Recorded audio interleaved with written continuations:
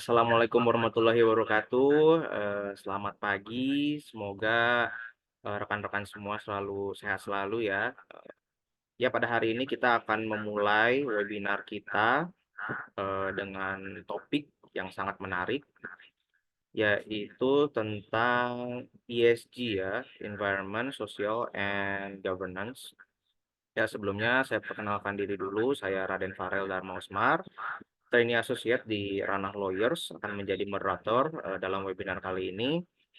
Sebelum itu, izinkan saya untuk memperkenalkan speaker kita pada pagi hari ini, yaitu Kakak Mutiara Khadijah, SHMIR. Kak Muti ialah partner dari Ranah Lawyers yang berpengalaman dan ahli dalam urusan korporasi umum, pembiayaan proyek atau project finance, khususnya di industri energi dan transaksi komersial, dan juga termasuk merger and acquisition untuk korporasi dalam industri minyak dan gas, dan menjadi konsultan untuk operasi bisnis berkelanjutan khususnya dalam bidang ESG ya. Dan juga sedikit perkenalan tentang Ranah Lawyers. Ranah didirikan oleh para lawyer muda yang penuh semangat dan memiliki pengalaman profesional bertahun-tahun baik di bidang korporasi maupun penyelesaian sengketa. Masing-masing dari ranah berasal dari berbagai keahlian di bidang korporasi umum, energi, perubahan iklim, hukum komersial, penyelesaian sengketa, dan litigasi. Baik, selanjutnya saya izinkan untuk Kak Muti untuk memaparkan materinya. Terima kasih banyak. Silakan Kak Muti.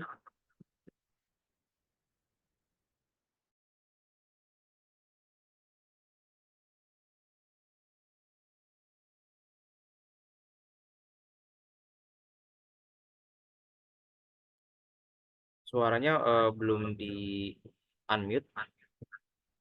Dan juga ini visi misi dari Ranah Lawyers ya. Visi kita adalah untuk menjadi konsultan hukum terkemuka dalam praktik bisnis, dan juga misi kita adalah untuk menjadi yang terdepan ya, terutama di bidang hukum, dan juga memberi bantuan hukum dan paduan bagi entitas bisnis untuk menerapkan investasi dan operasi bisnis yang berkelanjutan. Ya, silakan kamu tuh. Oke, terima kasih ya Farel. Assalamualaikum warahmatullahi wabarakatuh. Sebelumnya saya ingin mengucapkan terima kasih kepada teman-teman berkenan di webinar kali ini. Kita juga tema berkaitan dengan keberlanjutan lagi ya, atau tepatnya kita akan ngebahas tentang implementasi ESG lagi nih. Nah, dengan saya sih berharap teman-teman juga bisa ikut berkontribusi secara aktif di webinar kali ini biar kita bisa belajar bareng-bareng. Nah, oke. Implementasi ESG yang akan kita bahas pagi ini itu berkaitan dengan kegiatan operasional perusahaan, suatu badan usaha ya. Nah, kalau misalnya teman-teman coba bayangkan terlebih dahulu kegiatan usaha yang dilakukan oleh perusahaan-perusahaan itu relatif memberikan dampak yang besar ya terhadap lingkungan maupun sosial. Sebagai contoh,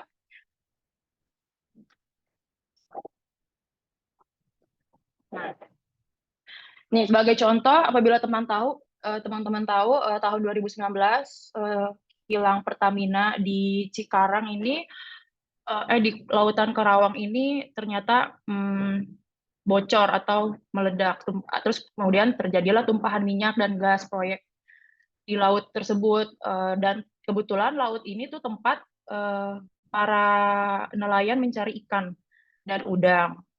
Akan tetapi karena terjadi kebocoran minyak ini, akhirnya para nelayan ini tidak lagi bisa mencari ikan dan udang. Justru mereka adalah pihak-pihak yang membantu membersihkan tumpahan-tumpahan minyak tersebut dengan mengumpulkan karung-karung tumpahan minyak.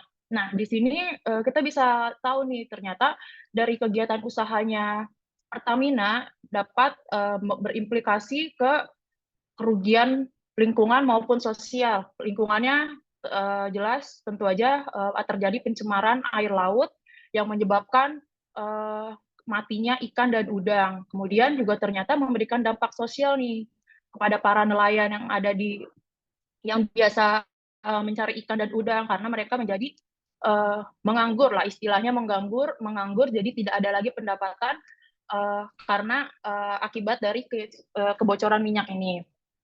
Kemudian selanjutnya, dampak sosial pun juga ternyata berpengaruh nih terhadap justru berpengaruh terhadap proyek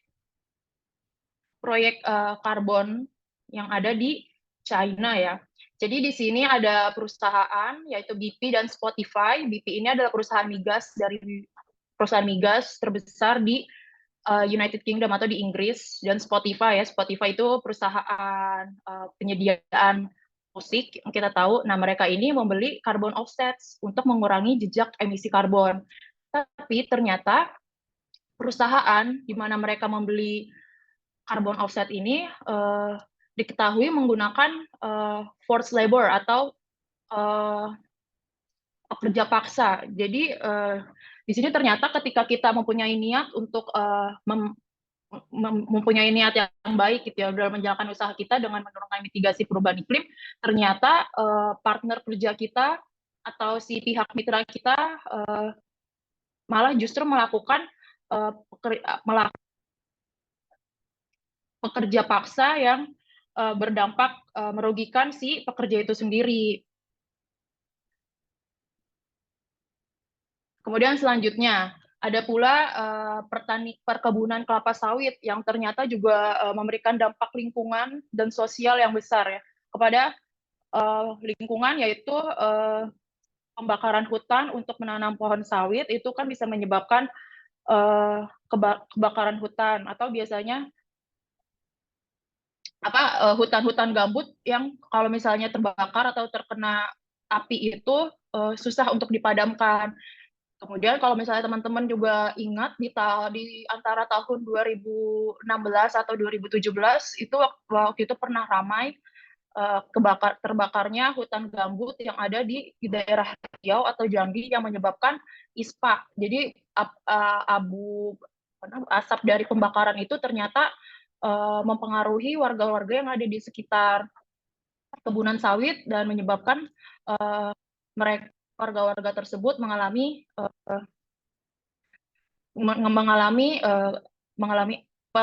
sakit pernapasan seperti itu. Jadi tidak hanya memberikan dampak negatif ke lingkungan, tapi juga memberikan dampak negatif ke warga sekitar atau manusianya.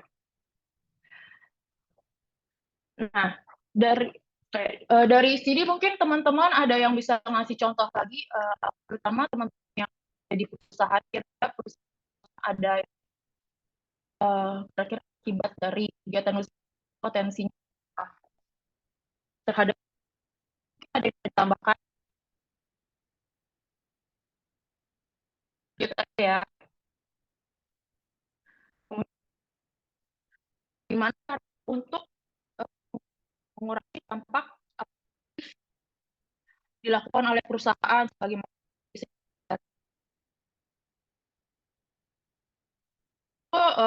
kemudian digabungkanlah pembangunan artinya pada intinya pembangunan berkelanjutan ini untuk menjamin pastikan di yang ada di generasi sekarang jangan sampai merugikan langsung kebutuhan yang akan generasi selanjutnya di masa depan. Perkembangan berkelanjutan ini dapat 4 prinsip utama, yaitu pertama itu kebutuhan melestarikan daya alam manfaatan generasi mendatang. Jadi jangan sampai daya alam yang kita kita habiskan begitu saja atau kita rusak begitu saja sehingga generasi anak-anak kita ke depannya atau generasi cucu-cucu kita ke depannya udah tidak bisa lagi menikmati apa yang telah kita nikmati sekarang. Kemudian adalah sustainable use, yaitu bagaimana cara kita mengeksploitasi atau menggunakan sumber-sumber daya alam dengan cara yang berkelanjutan atau bijaksana atau rasional atau hati-hati atau wajar. Jadi misalnya jangan sampai kita melakukan pengambilan melakukan seperti mengambil ikan secara ilegal gitu kan, terus mengeksploitasi sumber daya laut yang ada di laut dengan berlebihan sehingga bisa berpotensi terhadap hilangnya spesies tersebut. Jadi nanti ke depannya justru generasi selanjutnya jadi tidak mempunyai akses terhadap sumber daya alam yang berasal dari laut tersebut.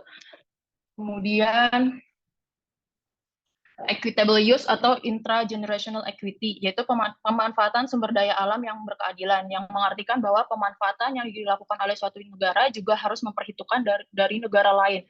Jadi gimana nih caranya negara-negara di dunia ini dapat memastikan bahwa tidak hanya negara mereka saja yang menikmati suatu sumber daya alam. Mereka juga pun harus memastikan bahwa negara-negara lain juga dapat memanfaatkan, dapat memperoleh manfaat dari sumber daya alam yang dia nikmati.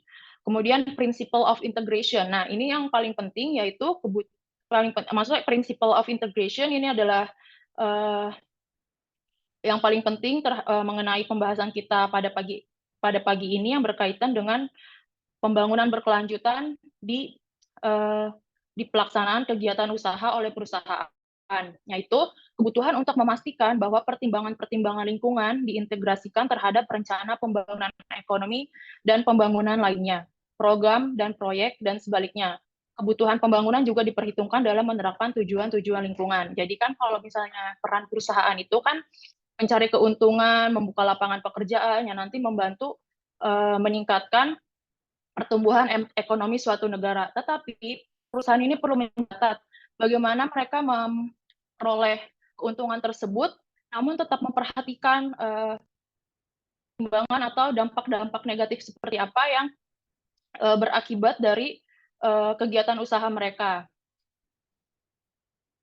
Nah, selanjutnya, jadi di sini perusahaan harus memastikan bahwa mereka tidak hanya mempertimbangkan keuntungan sebesar-besarnya, namun juga mereka harus mempertimbangkan people dan juga planet. Jadi di United Nations atau PBB ini memberikan konsep, memberikan analogi tentang pembangunan berkelanjutan sebagai 3 bola yang dilempar ke udara secara bersamaan. Yaitu apabila 1 atau 2 bola jatuh, maka akan menimbulkan kerugian yang tidak dapat diatasi. Misalnya, pertumbuhan ekonomi berkembang pesat tanpa mempertimbangkan perlindungan lingkungan dan kesejahteraan antar sesama. Maka pertumbuhan tersebut hanya akan dapat bertahan sampai sudah tidak ada lagi sumber daya alam yang memadai dan kemiskinan semakin merajalela. Di dalam konteks menjalankan bisnis, di mana secara fundamental bertujuan untuk memperoleh keuntungan, maka hal tersebut tetap harus dipertahankan oleh perusahaan. Akan tetapi dalam menjalankan bisnisnya, perusahaan harus sadar akan pentingnya melindungi lingkungan sekitar dan memberantas kemiskinan. Jadi sebagai contoh yang telah kita lihat di kasus awal, misalnya perusahaan yang bergerak di kegiatan usaha kelapa sawit yang melakukan pembakaran hutan untuk membuka perkebunan, ternyata itu kan merugikan lingkungan hidup ya. Jadi merugikan, jadi berkurangnya merusak fungsi hutan, merusak pohon-pohon. Nah, itu kalau misalnya terus-terusan melakukan kegiatan usaha seperti itu, nanti lama-lama lingkungan menjadi rusak, kemudian berdampak juga pada perubahan iklim yang juga nanti akan berdampak juga kepada masyarakat sekitar, dan itu juga pasti nanti lama-lama akan memberikan dampak juga terhadap keuntungan dari perusahaan itu sendiri.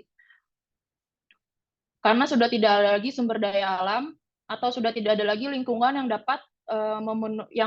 yang memadai untuk menunjang kegiatan usahanya.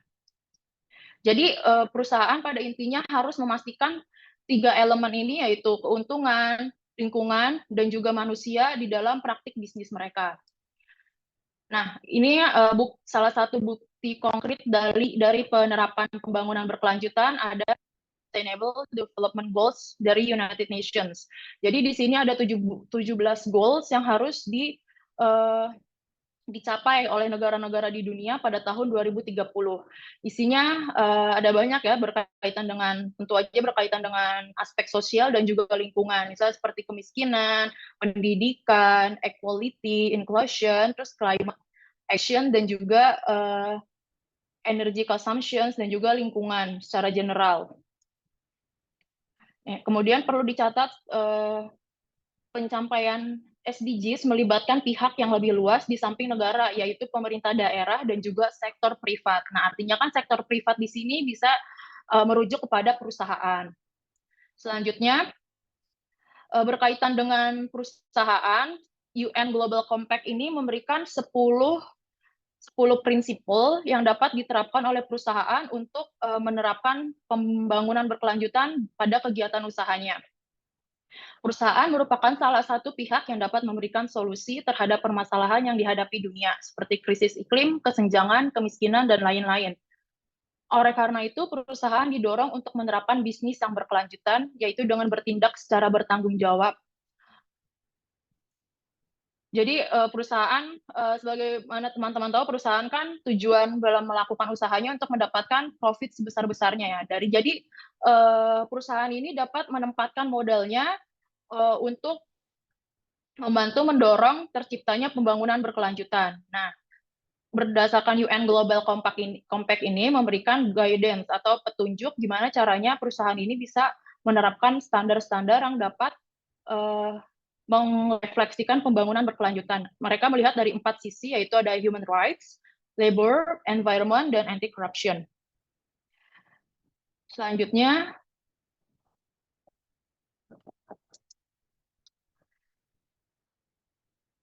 nah, kontribusi perusahaan dalam pembangunan berkelanjutan itu seperti apa? Yaitu menjadi pemimpin dengan melakukan implementasi prinsip-prinsip ESG dan meningkatkan pelaporan serta keterbukaan dari kegiatan implementasi tersebut. Jadi, ESG ini merupakan standar yang dapat diterapkan oleh perusahaan secara konkret untuk menilai apakah perusahaannya telah menerapkan prinsip pembangunan berkelanjutan atau tidak dalam kegiatan usahanya. Sebetulnya dalam penerapan ESG ini melibatkan banyak pihak ya, atau pemangku kepentingan. Apabila kita melihat kepada perusahaan, kan perusahaan di sini adalah untuk mengembangkan kebijakan-kebijakan ESG di dalam perusahaannya, kemudian melakukan manajemen dan juga manajemen dari risiko-risiko ESG dan bagaimana pelaksanaannya di dalam perusahaan tersebut. Yang ketiga adalah memberikan pelaporan mengenai hasil pelaksanaan dari implementasi isu-isu ESG di dalam perusahaannya. Nah, yang kedua, pihak yang penting juga adalah investor. Jadi, investor ini akan menilai kemana modal mereka yang akan ditempatkan di dalam suatu perusahaan. Apakah perusahaan tersebut telah menerapkan faktor-faktor ESG atau belum. Kemudian nanti hasil dari analisa mereka digunakan sebagai keputusan untuk melakukan investasi. Nah, kalau misalnya teman-teman ingin paham lebih lanjut mengenai ESG secara lebih rinci, bisa dilihat dari guidance yang dikeluarkan oleh IFC. Nanti mungkin kita bisa share di grup ya setelah webinar ini. Jadi menurut si IFC ini, International Finance Corporation, ESG adalah suatu kumpulan faktor-faktor lingkungan, yaitu environmental, social, dan tata kelola, yang harus dipertimbangkan oleh perusahaan dalam mengurus operasinya dan oleh investor saat melakukan keputusan untuk berinvestasi, berkenaan dengan risiko, dampak, dan peluang. Nah, pokoknya yang teman-teman perlu ingat nih, ESG itu ada 3 hal, yaitu lingkungan, isu sosial, dan tata kelola. Lingkungan ini lebih cenderung kepada isu climate change atau perubahan iklim. Kemudian isu sosial ini biasanya lebih cenderung kepada pekerja atau komunitas sekitar, seperti masyarakat adat juga. Kemudian tata kelola ini berkenaan dengan bagaimana diri oleh pimpinan perusahaan. Bagaimana cara perusahaan mengendalikan dan juga mengarahkan perusahaannya itu dan bagaimana perusahaan dapat terus secara konstan atau secara konsisten menyeimbangkan faktor-faktor kegiatan usahanya. Konsep ESG, ini konsep dasar ESG secara luas dapat didefinisikan sebagai pengujian terhadap praktik lingkungan, sosial, dan tata kelola, dampak dan kemajuannya terhadap tolak ukur yang sudah ada. Memberikan informasi atas usaha manajemen isu-isu ESG oleh suatu perusahaan sebagai dasar keputusan investasi bagi para investor. Memberikan gambaran dari pihak eksternal, yaitu seperti konsumen, rekan bisnis, pemerintah, dan masyarakat umum, mengenai kondisi isu-isu ESG yang diterapkan oleh perusahaan. Kemudian memberikan gambaran bagi internal perusahaan mengenai bagaimana dan sejauh apa perusahaan telah menangani isu-isu ESG yang relevan dalam kegiatan usahanya. Jadi saya menggambarkan ESG seperti ini ya, lebih gampangnya. Jadi perusahaan didorong untuk melakukan kegiatan usaha yang berkelanjutan. Nah, bagaimana suatu perusahaan tahu kalau perusahaan dia telah melakukan kegiatan usaha yang berkelanjutan? Nah, salah satu yang dapat mengukurnya adalah si environment, social, and governance ini. Jadi perusahaan tuh harus bisa menganalisis kira-kira isu-isu ESG apa yang relevan terhadap kegiatan usahanya, isu-isu ESG apa yang ternyata dapat memberikan dampak kepada lingkungan sosial dari hasil kegiatan usahanya. Nah, ESG ini dapat dengan menerapkan implementasi ESG ini dapat memberikan nilai tambah bagi si perusahaan ini, bagi investor maupun kepada konsumen dan juga masyarakat sekitar. Nah, terus gimana nih cara perusahaan mengukur apakah ESG yang telah dilakukan perusahaan ini sudah benar atau belum? Apakah sudah sejauh mana penerapannya? Yaitu dengan melakukan disclosure atau pelaporan. Jadi setelah perusahaan menganalisis ataupun manajemen risiko-risiko ESG terkait dengan kegiatan usahanya, maka nanti perusahaan akan melakukan pelaporan. Jadi mereka dapat menilai sudah sejauh apa mereka mengimplementasikan ESG di dalam kegiatan usahanya dan kira-kira apa aja nih, apa aja yang bisa mereka lakukan untuk memperbaiki hal tersebut. Double sampaikan sebelumnya, sekarang di perusahaan perhatikan tidak hanya bagaimana kegiatan usahanya ini dapat memberikan dampak finansial kepada perusahaannya, tapi juga tetap harus memperhatikan bagaimana kegiatan usahanya memberikan dampak kepada environment, kepada lingkungan dan juga sosial. Jadi biasa dalam melakukan pengukuran ESG ini dilakukan dengan dua faktor ini ya, financial materiality dan environmental and social materiality. Lanjut, ini teman-teman sebagai contoh dari ESG factors atau ESG issues. Ini hanya contoh beberapa ya, tapi sebenarnya lebih banyak dari ini.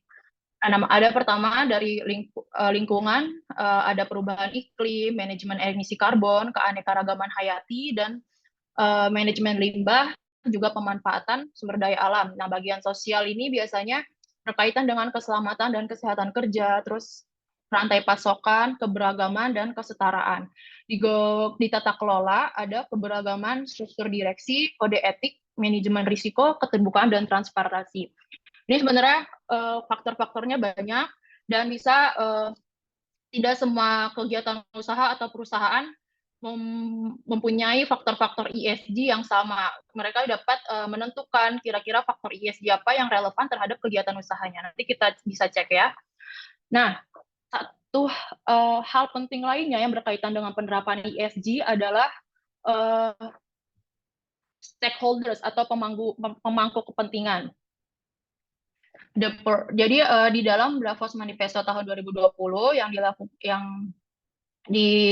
issue atau diterbitkan oleh World Economic Forum, jadi intinya adalah sekarang nih udah nggak zaman lagi nih yang namanya shareholder capitalism. Jadi dari shareholder capitalism ini kan timbul suatu ide atau konsep bahwa bagaimana nih caranya perusahaan bisa memberikan keuntungan sebesar-besarnya terhadap pemilik perusahaan. Tapi model bisnis seperti itu atau penerapan kegiatan usaha seperti itu sudah tidak dapat lagi dilakukan pada saat ini. Jadi yang diperlukan adalah perubahan mindset terhadap bentuk kapitalisme ini yang sekarang dikenal sebagai stakeholders capitalism. Jadi di sini tidak hanya mempertimbangkan keuntungan bagi pemilik perusahaan, namun juga mempertimbangkan pihak-pihak lain yang berkaitan atau pihak-pihak lain yang relevan. Dan ini bertujuan untuk memberikan nilai yang sama, nilai yang dapat diperoleh manfaatnya masing-masing oleh si stakeholders yang lain. Stakeholders yang lain ini ada shareholders. Shareholders ini berarti pemilik perusahaan kan. Mereka punya kepentingan untuk memperoleh keuntungan. Kemudian government atau regulators. Mereka punya kepentingan untuk memastikan bahwa perusahaan-perusahaan ini mematuhi ketentuan-ketentuan yang berkaitan dengan isu-isu ESG. Nah, employees mereka mempunyai kepentingan karena mereka apa istilahnya menjadi garda terdepan dari operasional suatu perusahaan. Jadi tanpa employees pasti perusahaan juga tidak bisa jalan kan. Nah, makanya perusahaan juga pun harus memberikan pertimbangan bagaimana mereka memperlakukan pekerjanya. Kemudian civil society in general ya. Jadi civil society ini mungkin dapat dibayangkan sebagai masyarakat luas, yaitu seperti contohnya yang tadi nih. Nelayan-nelayan yang ada di pantai Karawang sampai Bekasi itu dari mereka kan juga apa namanya terdampak nih ternyata dari kegiatan usahanya Pertamina yang adanya kebocoran minyak tersebut, dan tentunya mereka juga sebetulnya menjadi pemangku kepentingan yang harus dipertimbangkan juga karena ternyata mereka juga dapat kehilangan mata pencaharian untuk memenuhi kebutuhan sehari-hari. Kemudian ada juga consumers atau pihak-pihak yang menggunakan jasa atau menggunakan barang-barang yang disediakan atau yang diusahakan oleh si perusahaan. Jadi bagaimana perusahaan ini memberikan produk atau jasa yang berkualitas untuk si konsumernya. Nah, pihak yang penting juga adalah investors atau pemilik modal karena mereka akan menilai nih apakah suatu perusahaan sudah menerapkan ESG atau belum uh, karena faktor-faktor ESG untuk sekarang itu menjadi pertimbangan yang benar-benar dipertimbangkan oleh investor. Mereka ingin memastikan bahwa uang mereka dimasukkan ke dalam perusahaan yang menerapkan prinsip kegiatan usaha yang berkelanjutan. Nah, kira-kira apa sih yang bisa dilakukan oleh perusahaan pertama kali untuk mengimplementasikan ESG di dalam perusahaannya? Pertama, yang paling penting adalah merubah visi dari perusahaan itu, merubah tujuan dari perusahaan itu. Oke, tetap perusahaan berorientasi pada keuntungan finansial, akan tetapi mereka juga harus mempertimbangkan tadi aspek sosial, aspek lingkungan, dan juga para pemangku kepentingan. Nah, implementasi ini dipimpin oleh si direksi perusahaan, dan biasanya sekarang udah ada beberapa perusahaan yang membuka divisi baru seperti divisi berkelanjutan atau divisi manajemen ESG. Nah, pihak manajemen berperan untuk memelihara keterlibatan para pemangku kepentingan atau stakeholders engagement untuk menilai dampak dari pelaksanaan ESG yang dilakukan perusahaan dan menyusun pelaporan pelaksanaan ESG. Jadi penerapan ESG ini tidak hanya semata-mata oh ya kita udah ada kebijakan yang terkait lingkungan dan juga terkait sosial di perusahaan kita, tapi kita pun harus menilai apakah kebijakan-kebijakan itu dapat dirasakan oleh internal perusahaan, dapat dirasakan juga oleh consumers, dirasakan juga oleh masyarakat luas, dirasakan juga oleh pekerja, dirasakan juga oleh investor, dan lain sebagainya. Nah, kemudian yang harus dilakukan oleh manajemen yaitu untuk berfokus pada usaha-usaha untuk faktor-faktor ESG yang material dan relevan terhadap kegiatan usaha perusahaan. Nah, salah satu cara untuk mengetahui faktor-faktor ESG yang relevan adalah dengan menggunakan materiality finder dari SASB standar ini. Nah, saya coba kasih contohnya ke teman-teman gimana cara menggunakan si standar board ini. Jadi standard boards ini ada di SASB ini kan standar untuk faktor menilai implementasi faktor-faktor ESG kan. Kemudian kita bisa cari nih materiality finder, kita bisa cari perusahaan kita tuh masuk di industri apa. Sebagai contoh, misalnya nih di transportation, kira-kira yang biasa ini kan road transportation ya, menggunakan yang biasanya. Nah, di sini bisa dilihat ada relevan isu, ada isu dan ada environmental. Sorry, ini tuh halo, tadi belum kelihatan ya. Oke, teman-teman. Belum terlihat, Kak. Sorry. Oke. Nah, soalnya buka ke Google nih.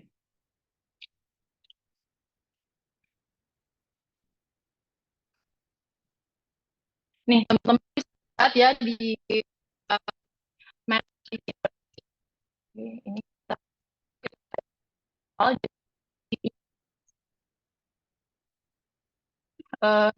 bisa memberikan kita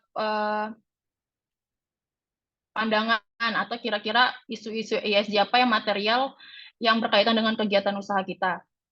Misalnya sebagai contoh, ini ya perusahaan pertambangan ya, kita lihat coal operations, misalnya operasi batu bara, kita lihat isu-isu yang relevan apa aja dengan ESG. Ini ada berarti gas rumah kaca, kemudian manajemen air dan air limbah, kemudian manajemen B3 dan juga dampak terhadap ekologi. Kemudian berkaitan dengan isu-isu sosial nih, berarti ada hak asasi manusia dan juga community relations, kemudian ada labor practice, ada employee health and safety. Kemudian berkaitan dengan tata kelola, berarti ada critical incident risk management dan juga business model resilience. Jadi di sini faktor-faktor environment, sosial, dan tata kelolanya yang di bold ini artinya ini adalah yang relevan terhadap kegiatan usaha dari operasional tambang batu bara. Kira-kira ada yang ingin tahu teman-teman materiality-nya apa aja, berarti ESG-nya apa aja yang relevan untuk diterapkan di dalam perusahaan teman-teman. Ada nggak teman-teman yang ada dari perusahaan? Mungkin bisa.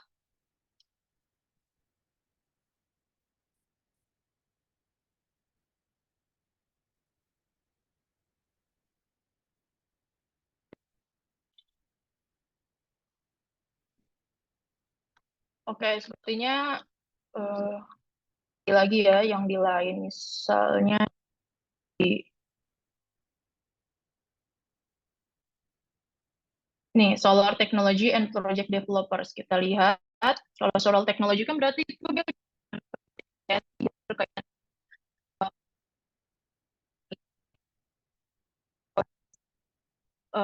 sumber energi bersih yaitu cahaya matahari. Nah, mereka tuh isu-isu relevannya di bidang lingkungan ada manajemen energi, terus manajemen air dan air limbah, kemudian manajemen limbah B3 dan juga bagaimana dampak terhadap ekologi, dan untuk sosialnya belum ya.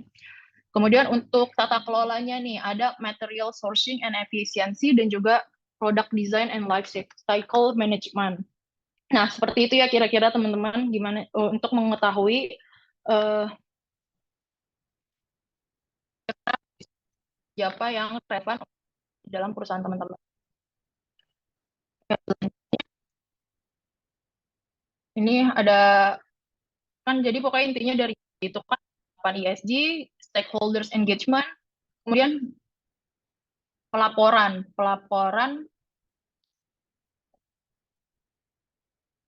Nah, pelaporannya itu biasanya menggunakan standar-standar yang ada di sini, tergantung dari kegiatan usaha. Nah, selanjutnya ini yang paling penting adalah kira-kira kita sebagai lawyer atau sebagai konsultan hukum apa yang bisa kita lakukan, ya kan? Menurut saya pribadi, kita sebagai konsultan hukum adalah supporting agent bagi klien dalam mengimplementasikan faktor-faktor ESG dalam operasional maupun kegiatan usaha dalam ruang lingkup legal.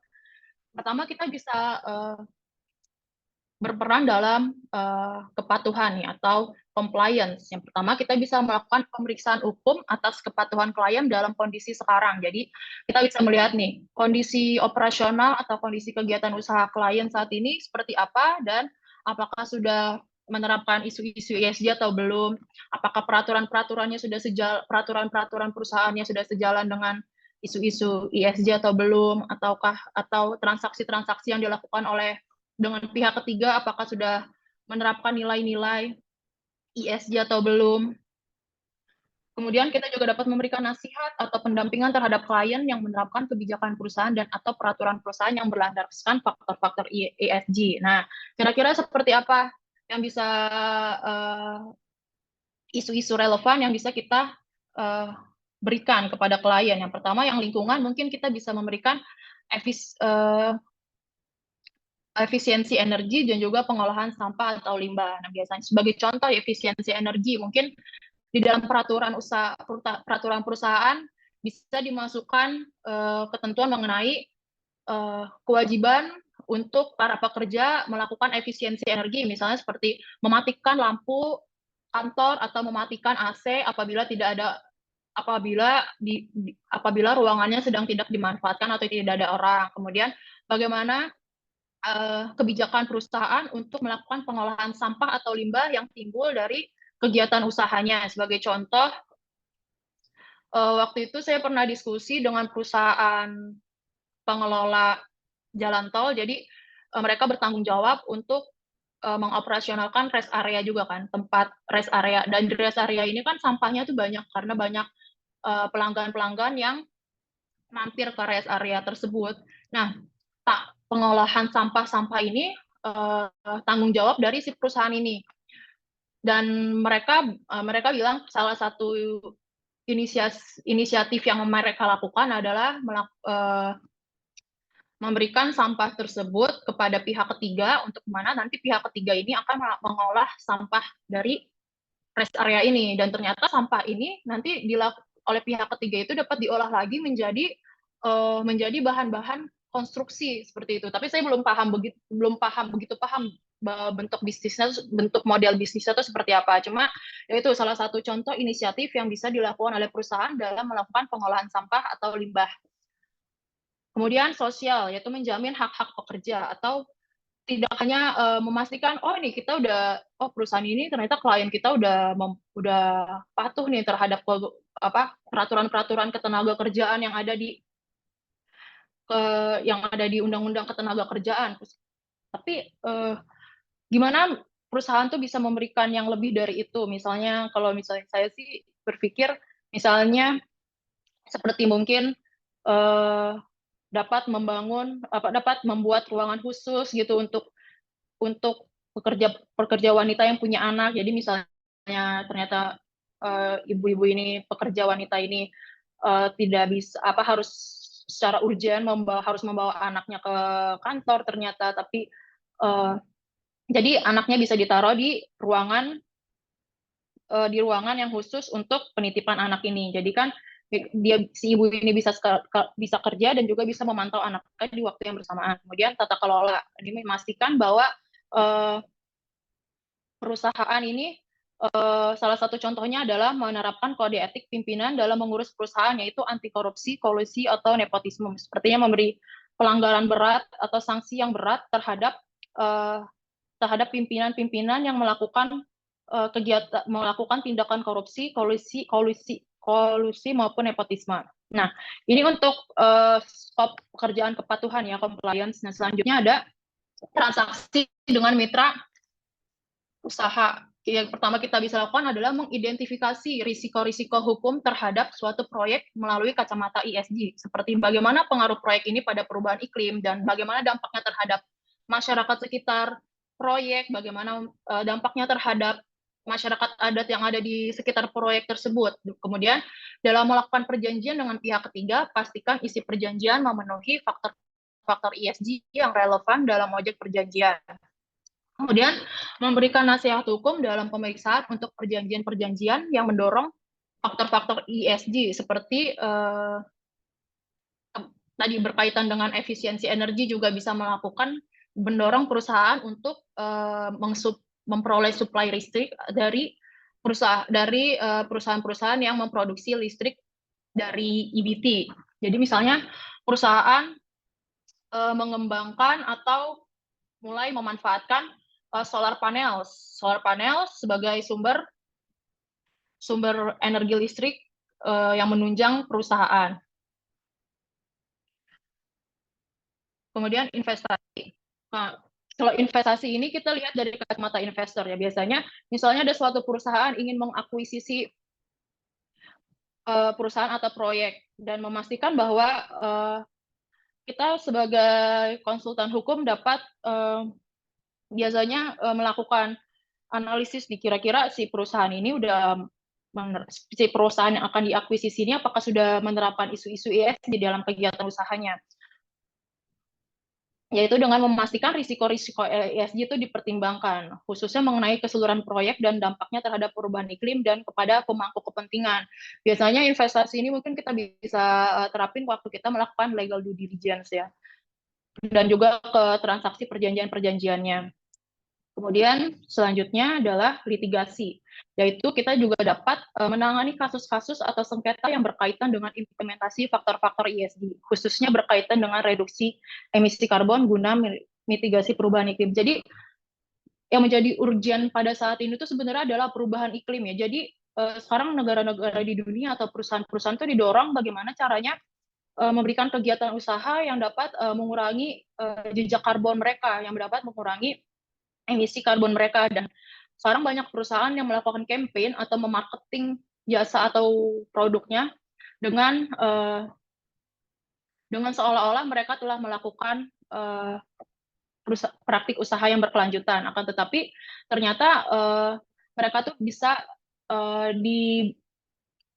dikatakan ternyata greenwashing adalah seperti artinya itu mereka seolah-olah menggambarkan diri mereka setelah melakukan kegiatan usaha berkelanjutan seperti kita udah melakukan pengurangan emisi karbon gitu. Ternyata mereka nggak melakukan hal itu.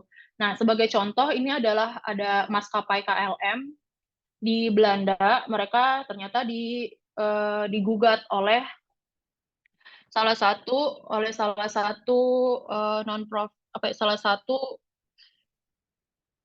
salah satu aktivis organisasi aktivis lingkungan di Belanda karena mereka dianggap telah melakukan greenwashing. Jadi mereka tuh mempunyai dua program yaitu Sustainable Aviation Fuel dan juga program CO2 Zero. Jadi CO2 Zero ini mereka memberikan kepada pelanggan mereka kesempatan untuk membeli carbon offset sebagai bentuk dari penurunan emisi karbon. Tapi ternyata menurut pengadilan di sana, menurut hakim di sana tidak ada hubungan langsung antara kontribusi dari pelanggan untuk membeli carbon offset dengan pengurangan emisi CO2 yang timbul dari penerbangannya si maskapai KLM ini. Kemudian berkaitan dengan klaim mereka yang menggunakan Sustainable Aviation Fuel ini ternyata juga tidak bisa dibenarkan. Jadi itu ya tadi kita tidak jadi sebagai lawyers kita tidak hanya berperan di bidang korporat tapi juga bisa di bidang litigasi. Ya, oke, mungkin teman-teman presentasi yang bisa kami berikan. Kira-kira ada pertanyaan atau ada komentar yang Ya, ini ada silakan ya teman-teman. komentar Kak Tadi dari sih kolom udah chat ada sih yang nanya. dari Saya lihat di chat. Bambang ini. Apa manfaat bagi perusahaan yang menerapkan prinsip ESG dalam pasar modal nih, Kak? Gimana, Kak, jawabannya? Ini ada Pak Bambang ya. Apa manfaat bagi perusahaan yang menerapkan prinsip ESG dalam pasar modal? Oke, pertama adalah manfaatnya eh, biasanya eh, pihak yang melaksanakan apa biasanya bursa-bursa yang menjual efek ini, yang menjual saham ini mempersyaratkan perusahaan untuk memberikan sustainability report atau itu laporan bagaimana mereka telah menerapkan faktor-faktor ESG dalam perusahaannya. Jadi biasanya sekarang bukan sekarang, bukan sekarang. Sekarang itu di pasar modal sudah diwajibkan untuk memberikan laporan tersebut. Kemudian biasanya sekarang sebagaimana yang telah disebutkan di awal, sekarang investor-investor itu mengambil keputusan untuk berinvestasi dilihat dari situ, dari melihat apakah si perusahaan ini sudah melakukan ESG atau belum dalam perusahaannya, apakah sudah ada pelaporannya juga, keterbukaan atau transparansinya juga seperti apa yang bisa dijadikan landasan bagi si investor untuk memutuskan apakah mereka ingin akan berinvestasi atau akan berinvestasi pada perusahaan tersebut. Jadi manfaatnya itu ya, manfaatnya adalah meningkatkan ketertarikan investor untuk investasi di perusahaan dan juga memenuhi persyaratan untuk menjual saham di pasar modal. Seperti itu Pak Bambang, apakah butuh klarifikasi atau pertanyaan tambahan? Baik, bagi rekan-rekan yang ingin bertanya silahkan raise hand atau langsung unmute.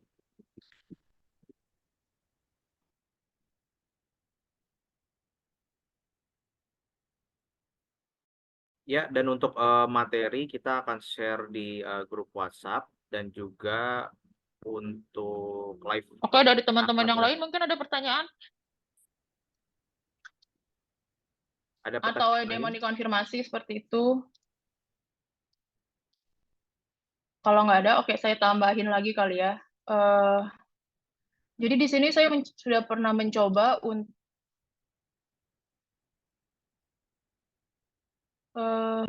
memetakan kira-kira kita sebagai lawyer bisa lakukan apa aja. Sebagai contoh nih, dalam usaha untuk mengurangi emisi perubahan iklim, kita bisa terlibat dalam jual beli karbon baik secara langsung maupun penjualan di pasar karbon. Kemudian penggunaan dari energi baru dan terbarukan seperti melakukan seperti pengembangan proyek untuk terlibat dalam pengembangan proyek panel listrik, panel surya, jual beli listrik yang berasal dari tenaga surya, kemudian juga untuk tenaga angin. Kemudian berkaitan dengan konsumsi energi perusahaan, kita juga bisa terlibat dalam misalnya kerjasama jual beli listrik dari solar panel ataupun dari angin ya. Kemudian carbon management. Ya seperti ini, kita bisa terlibat di transaksi-transaksi ini secara garis besar, gambaran besarnya. Oke, kalau misalnya nggak ada lagi pertanyaan, mungkin kita bisa sudahi aja webinarnya. Nanti kita bisa share materinya di grup. Ya, baik.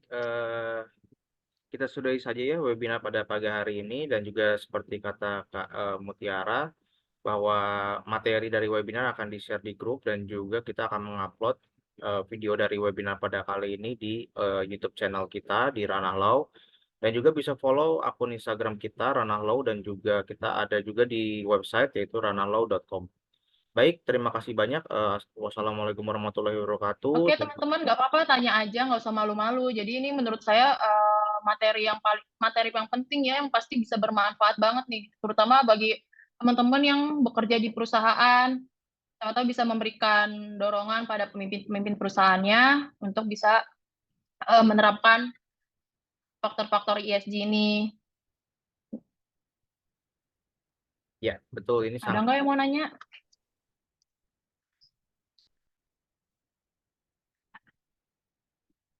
Farel. Oh, Farel kemana? Ya, halo Kak. Suara saya terdengar Kak? Halo?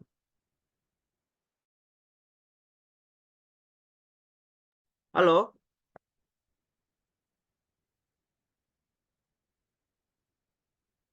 Oh,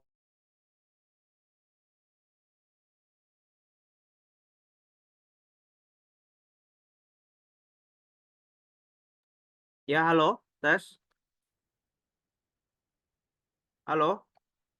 Halo, Pak. Terdengar, Kak? Terdengar. Oh, terdengar. Oke. Ya, baik. Terima kasih banyak. Apabila tidak ada pertanyaan selanjutnya, akan saya akhiri saja.